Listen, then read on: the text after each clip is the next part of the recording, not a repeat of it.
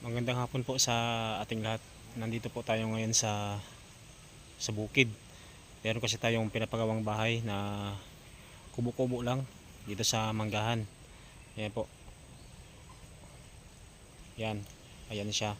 Kung inyo pong nakikita, wala pang dingding at bubong dahil nabitin tayo sa budget. Wala pa kasing pambiling nipa at saka sawali.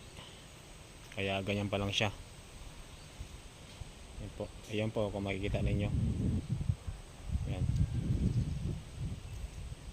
Maganda po ito dahil presko dito. Tsaka manggahan po itong paikot niya. Ayan o. Kung nakikita po ninyo.